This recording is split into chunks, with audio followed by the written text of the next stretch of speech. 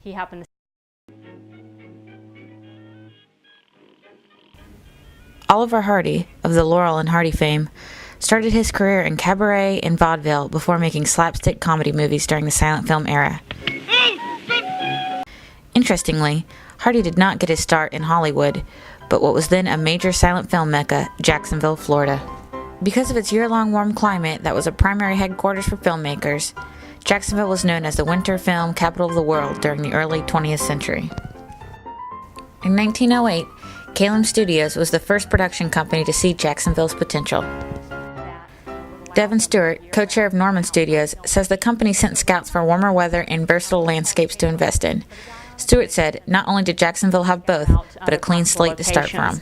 He happened to stop in Northeast Florida, where just 6 years earlier, the Great Fire of 1901 had wiped out the entire downtown core. So he gets off the train, and there's this gleaming, modern, new downtown. We were the most modern downtown area in all the country, just out of the sheer necessity to rebuild.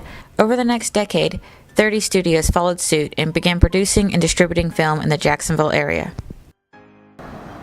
One notable studio was Norman Studios, which still stands today on Arlington Road. Owned and operated by Richard Norman from 1920 to 1928, Norman Studios now houses artifacts associated not only with Richard Norman, but Jacksonville's silent film Gilded Age. It is where Norman created, filmed, and screened many of his films. It housed its own theater, cast dressing room, and electricity generators that fueled the studio's movie-making productions. However, these movies were not like other silent films of their time. They were called race films for their all-black cast and positive, non-stereotypical portrayal of African Americans during the 1920s. The only surviving film, The Flying Ace, was inspired by Bessie Coleman, the first black female stunt pilot.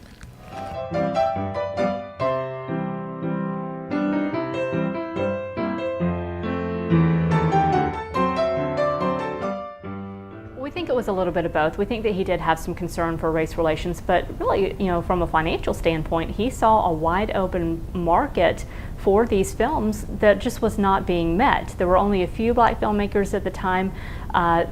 Mainstream, if there was a black character in a mainstream, white-made film, it was invariably it was a very negative, very stereotypical type of character.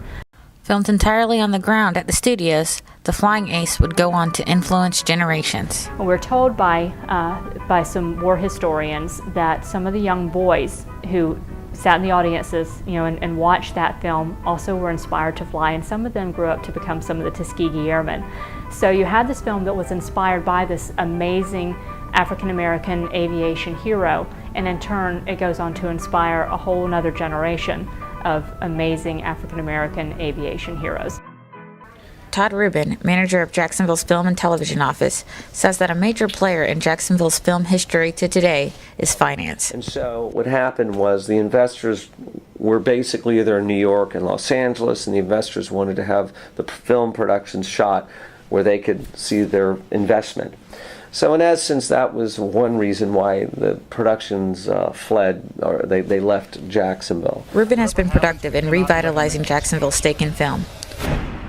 There's a problem with the numbers in Florida. He has overseen many contracts with Jacksonville, including Recount with Kevin Spacey, filmed in the Duval Courthouse and City Hall, G.I. Jane with Demi Moore, which was filmed partly in Camp Blanding and Craig Field.